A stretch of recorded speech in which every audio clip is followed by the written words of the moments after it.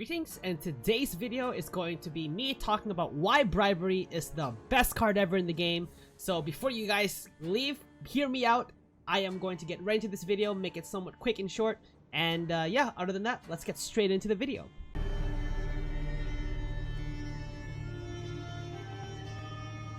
Okay, so Bribery is the best card in the game because... Hashtag say no to bribery. Okay, so that was just a little, that was my best attempt at an April Fool's joke. I am obviously not going to be talking about why Bribery is the best card in the game. There's just so much, it's such a controversial card. It's so bipolar. There's so many reactions people get out of it. I like it personally. I like the reactions that it gets, but, you know, personally, I'm pretty indifferent about Bribery, but that's not what this video is about.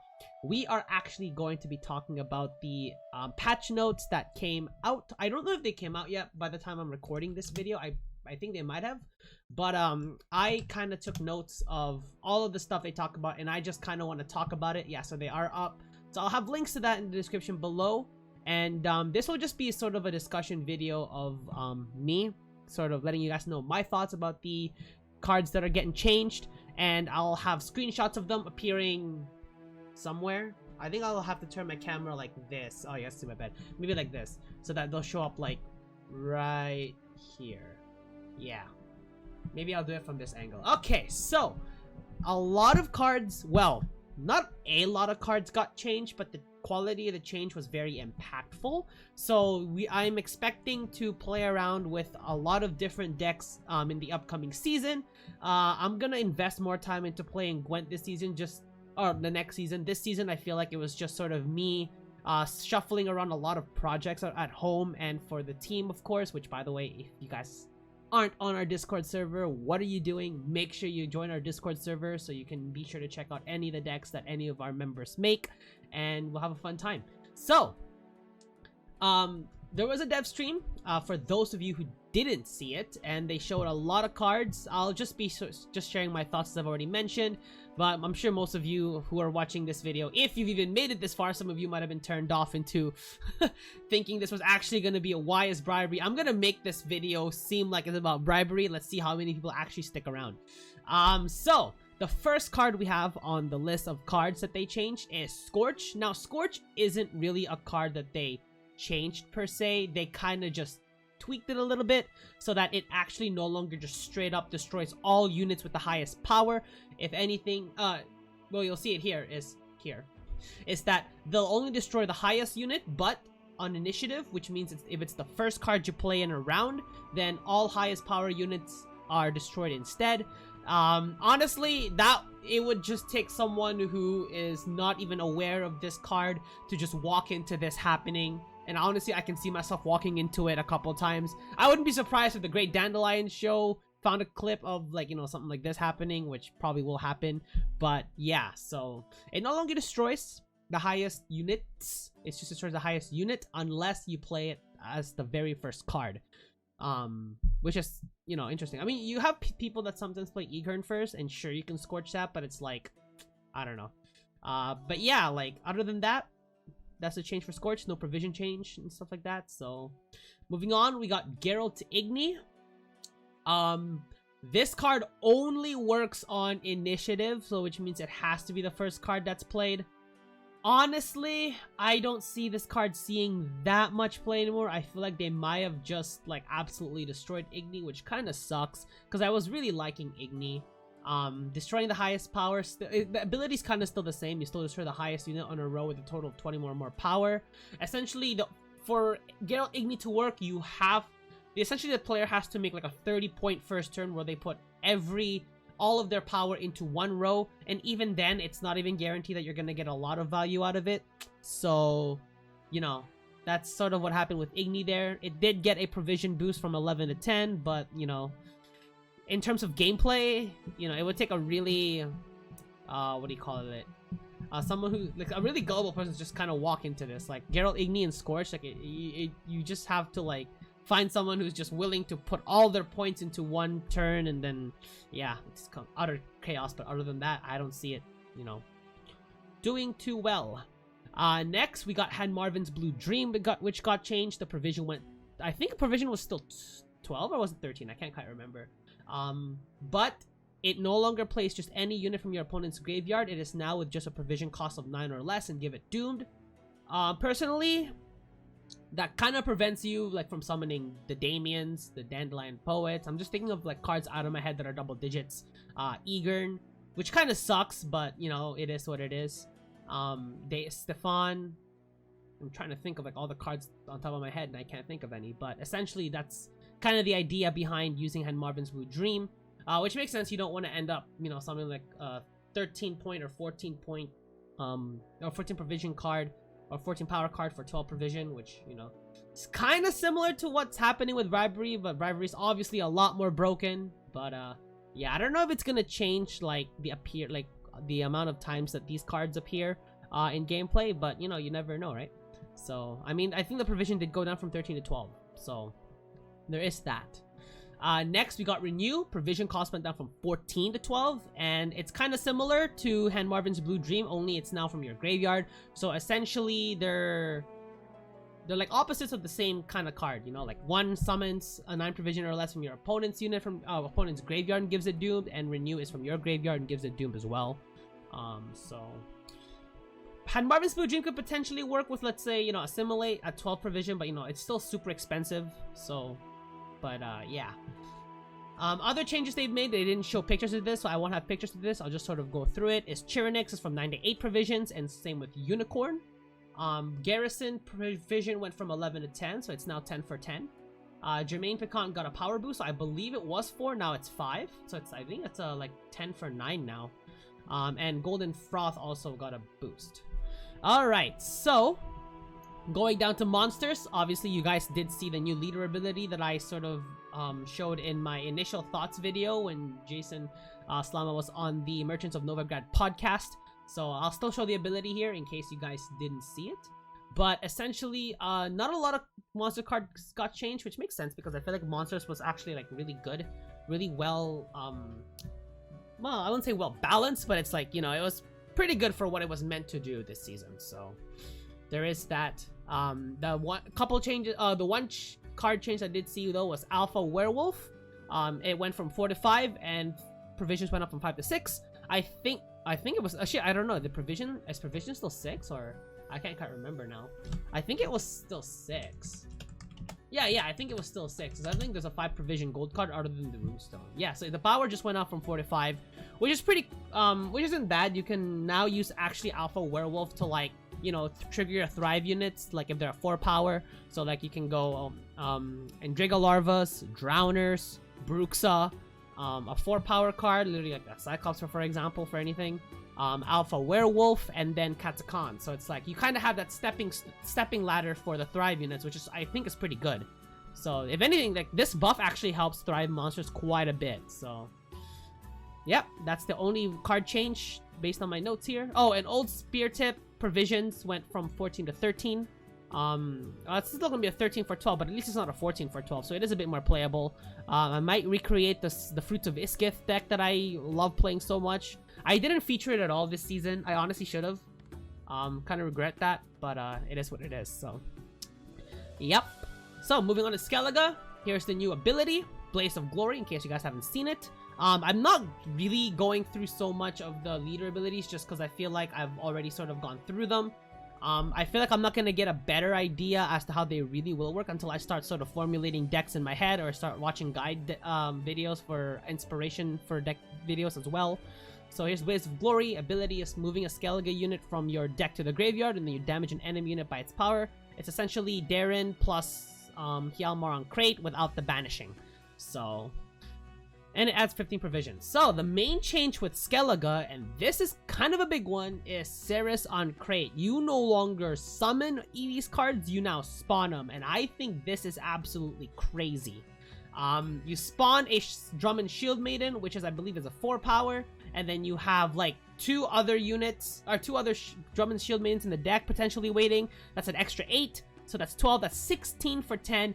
Ceres on Crate is going to be absolutely broken in this next, well, not absolutely broken, maybe I'm just exaggerating that, but it's going to be much more powerful than it was, like, you know, in its previous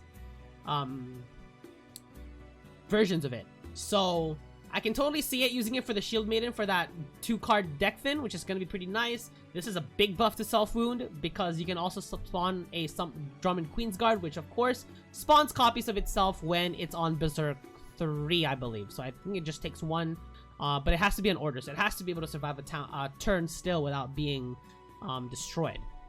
So, and my apologies to the Drummond Queensguard is kind of cut off. Jason and Verza's faces were, or their face cams were kind of covering the text, and I didn't really want to show like part of their forehead, you know, just to, yeah, because it makes it, you know, absolutely irrelevant. So, now I'm saying that they're 11, but it's like you're not gonna get anything out of it. Next we got Draco Turtle. Draco Turtle has actually become an engine now, which I think is pretty good. So whenever this unit loses armor, gain power equal to the armor lost. And on Barricade, as long as you have armor, you can keep generating armor per turn. So this has a potential of going all the way up to 14 armor if you can make it the first card you play and it survives the whole round, the whole long round. That's pretty much the highest ceiling of Draco Turtle is a 19 for 10, which is still quite a bit of power. So you can potentially use Draco Turtle to wait around for a bit, and then you can jump in with an Iris Shade, and then just get all that power from it. So it's going to be absolutely crazy, I think. It kind of makes Draco Turtle a bit more flexible in that sense. Like you can place Wagenbergs, you can buff up its armor. So we see that cards from the Iron Judgment expansion are getting a bit of help, which I think is actually really nice. I want to turn it over more this way. I feel like, I don't know, it might not be enough. I feel like, you know, I want to make sure they show up here. I'm not used to this. I'm really not used to this. So, yeah. Next card, we got the Drummond Shield Maiden, of course, with the with the Saracen Crate boosted. Drummond Shield Maiden was tweaked so that it is now summon all copies, which I believe it used to be summon 1 copy. But yeah, so it did get changed for that. Next, we got Northern Realms. We got Uprising. This is essentially a Neneke, except with the ability to spawn and play a Lyrian Scytheman, which I think is going to be good because it's going to be Lyrian Scytheman, which I believe is a 3 plus the 4 minimum it's going to get from the order if you choose to spread the boosts. So, and at 40 provisions, I think that's fair because, you know, of the ability for this leader card to sort of synergize with the overall mechanics of Northern Realms, which is mostly inspiration. So going down to the cards that they changed, we got Reynard Otto. Reynard Otto is no longer roll locked. Essentially, it's just boosting adjacent units by 1 on deploy, and it still has that engine ability of boosting a unit by 1 whenever it's played onto the field. So Reynard Otto actually got stronger in that sense. It's no longer roll lock, which is pretty nice. So movement cards no longer affect Reynard. So that'll be pretty interesting. I can see Reynard being played in quite a few decks. So this will be interesting. I'll definitely be trying out Reynard Otto again with this new ability. I think it'll provide a pretty good flexibility, and it should be a lot of fun. Next is a relatively small one. Citroen Envoy got +1 power, which I think is, you know, it's okay because now it goes from 4 to 5 on a back row place, and it now gets the zeal of 2 charges to any allied unit on a, so essentially this card on a front row place. So essentially this card no longer gets destroyed as easily as it did. So because I believe it used to be 3. So now it's a bit more sort of even to its provision cost. So small change, but you know, it's better. Next is the Citroen Royal Guard. Personally, I love this card. It's actually a lot of fun to make combos with this card. If you guys haven't checked out my previous Citroen Royal Guard decks, I believe I made 1 deck list and 1 revised deck. Expect me to make a second revised deck with this card now getting boosted. This card, well, it got boosted by 1+ power, so it's now a 5 for 5 on its own. But of course, the more copies you have of it on the field, the stronger it gets. So expect the Queen of Dahlia operator shenanigans, mobilization stuff to come back. Now with Citroen Royal Guard getting that 1 extra power, so it should be pretty exciting. Next we got Donimir of Troy. Donimir of Troy got, I believe they made it so that if he's purified, you sort of get the provision per power boost. So I believe it becomes a 9 for 9. So essentially it's now 7 power with 2 armor. So that's essentially the case because, you know, a Purify being able to get rid of both shield and defender is just ultra powerful. So That's kind of disgusting. Next, we move on to Scoia'tael. We now have the Mahakam Forge ability. So it's now spawn and play Tempering. This is a Dwarven-based ability, of course, and all dwarves in your starting deck get 1 armor. This is going to be pretty interesting because a lot of the cards that you're going to see that got changed for the dwarves either have something to do with armor or have armor themselves. So this is going to be big support for the dwarves. I'm excited to see dwarves back in the game again. Well, they've always been in the game, but it's like, you know, not very well. Anyway, so we'll move on to the first card they showed, and that is the Miner. It is no longer a Harmony card. It is now just focused based on dwarves. Why on earth would you give a dwarf a Harmony card if they need each other to be, you know, to have their full potential? So with the Miner, it is an order, boost an allied unit by 2, and if it's a dwarf, you also give it 2 armor. So again, more dwarf synergy. If other than that, it's just a 4/4/4, but it's still pretty good. Next we got Polly. Polly Dahlberg got changed, which I thought was pretty nice. Deploy on melee, you move an allied unit to the other row, so you can potentially save your Hawker Smugglers from being moved. And if not that, then you can always put in the back row, in which case you give an allied unit 2 armor, which again, it goes to the theme of supporting dwarves with armor because of the abilities that some of the dwarves have. And moving on to the next one of those cards I was talking about is Pyrotechnician. Pyrotechnician damages itself by 4 and also a random enemy unit by 4. So if you decide to invest the 4 armor into Pyrotechnician, it'll become a maximum 8/4/4, but remember, it is random, so there is a chance that you don't hit something for 4 just because it doesn't have that much power.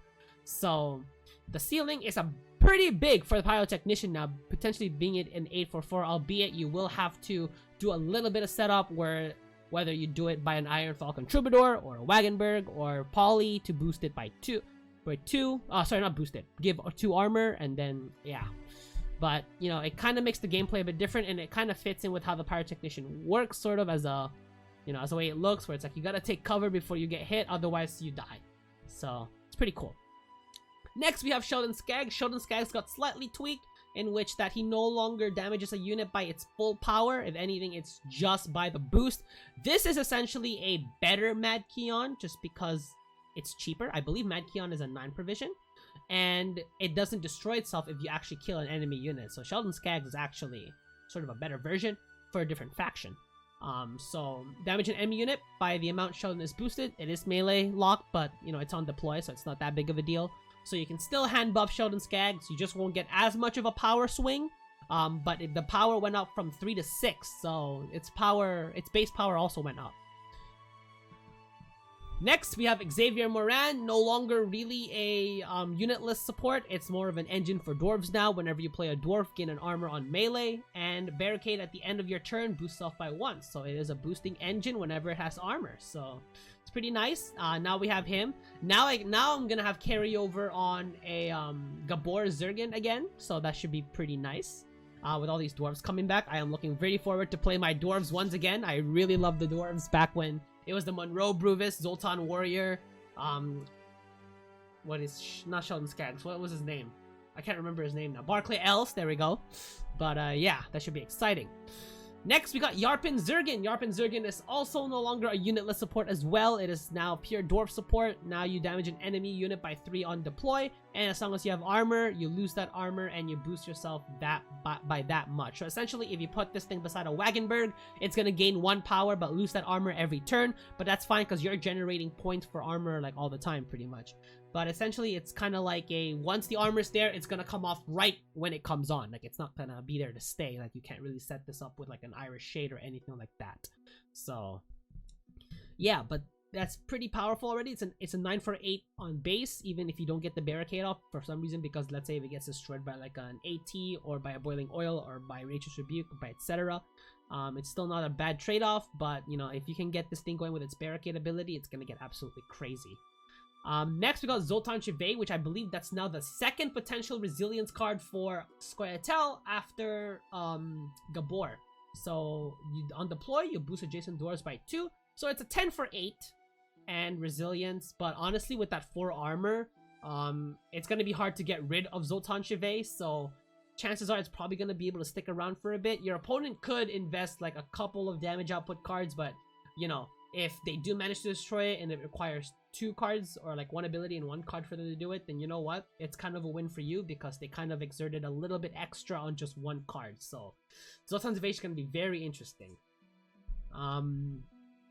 Next is Dwarf Mercenary. It's no longer an engine. It is no longer the core engine for the dwarves archetype. It is now a tall dwarf in which it damages itself by 1 for every non-dwarf unit in your hand. So essentially all dwarves want to be all together without anyone budging into the paths. Like, get out of here. It's all the only dwarves in this deck.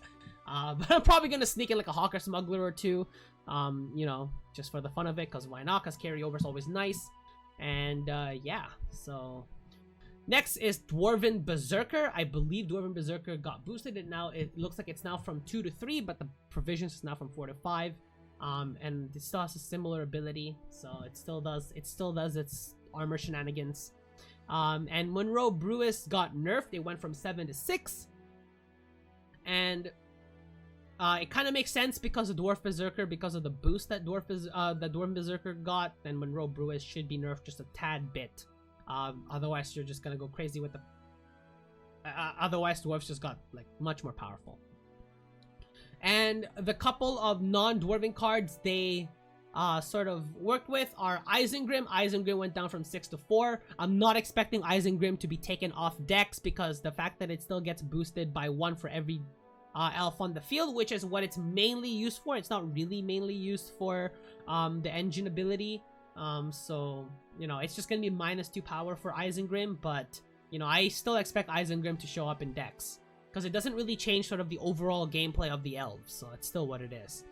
And another card they changed for the non-dwarves is Elias. So Elias now destroys an allied unit, but spawn 2 Elven Deadeyes in its weight. So that's extra support for Great Oak if you're looking to swarm, extra support for Vernasso if you're looking to use it as an offensive weapon. So, you know, this is a bit more synergy with elves now, which is pretty great. So, yeah. Those are all the scoia'tael card changes that I saw. And moving on, we got Nilfgaard, we got Imposter. If you don't see the video, if you haven't checked out my previous initial thoughts video, then here it is. You lock an enemy unit, then you spawn its base copy in the opposite row, and you boost it by 2. And the 2 cards that got changed, only 2 cards in Nilfgaard got changed, and unfortunately, Bribery was not one of them, and I was not happy about that. But these 2 cards were actually kind of big. Damien and Stefan now become row-locked cards. Damien is now a melee-locked card. Stefan is now a range-locked card. So that's going to be interesting because you're sort of... Like, Fionn can protect one of them, for sure. But he cannot protect both of them anymore unless you know, let's say if you run Infiltrate, then perhaps you can steal the other defender from your opponent's side of the field if, you know, their power meets the condition. Or if you have Swears, let's say if you want to take like Scarab, or, you know, or if you want to use Bribery and, you know, you guys can get another defender, then there you go. That's sort of a safety net. You can also boost them as well, which also increases, you know, the threshold for them being destroyed by, you know, by so-and-so cards. But essentially they haven't really changed your, they haven't really changed what they do in terms of the chaos they can cause with this. It looks like Damien Stefan kind of has it reworded. It's re-enable. I don't know if this affects lockdown in the sense that, because, well, maybe it'll still, I don't know if it'll still affect lockdown, maybe. It kind of changed it because it says if it was disabled, enable it again. Maybe it's still unaffected. Well, I wouldn't say unaffected by lockdown, but it's like it's only going to use it once as opposed to twice. So, I don't know. We'll see. I might test that. But yeah, those are pretty much the only changes for Nilfgaard. And last but not least, we have Syndicate, Hidden Cash. I did mention in the initial thoughts video that Hidden Cash was going to be kind of powerful just because of its ability for hordes to be 3 less coins to trigger. Not to mention it gains 9 coins, albeit it gains them progressively as opposed to like all at once, which is good. But hordes being 3 less coins, I think is going to be absolutely disgusting. So the Tide Cloaks are going to be a pretty powerful group of Syndicate cards, and they should be very happy. So we'll see. So we got Salamander Assassin, which is the first card they showed. I believe it went up from 4 to 4+1 armor. And it's now order range. You damage an enemy unit bounty by enemy unit with bounty by 2. In terms of your sequencing of cards, it kind of makes sense to do it this way because this is how they do it anyway. But it also has Intimidate, so it can still be a good engine card to keep around if you have crimes to play. Next, we got Payroll Specialist, essentially a 5/5 with Intimidate. It no longer has the Profit, but you get to move a unit through the other row, so you can potentially screw over some roll lock cards. Like again, like the Damien and the Stefan that I mentioned in the Nilfgaard changes. So they are now vulnerable. There are now more means to sort of disable the Stefan and Damien shenanigans. So, and this is potentially one of them. Moving on, we got Keeper of the Flame. It is now a 5/4. I believe it was a 5/3, but in terms of its ability, not much really has changed. So, yep. Next, we got Sir Skeet Tooth.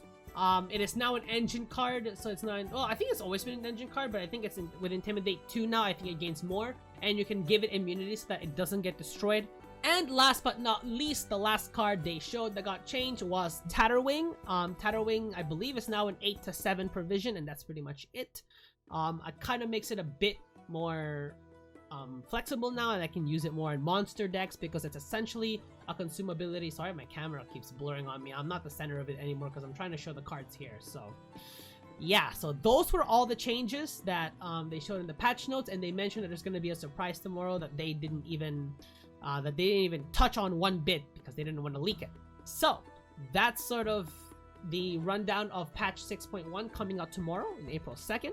If you guys did make it this far, thank you so much. Leave a like if you guys did enjoy this video. If you guys have some sort of idea or have any guesses as to what the surprise could be, definitely comment it down in the comment section below. But of course, by this point, maybe it's already been out by that time, and you know, it'd kind of be pointless. But you know, comment any changes you guys thought were good, not good, any cards you guys would have wanted to see here. Personally, I would have wanted to see Neckers. Please change him up a little bit, make him a bit stronger. I really love Neckers, man. But anyway, and of course, subscribe for more Gwent content, and be sure to join our Discord server. Link will always be in the description below, and if you want to read the patch notes, also description below. And other than that, this is Enzo signing out, and I'll catch you guys in the next one.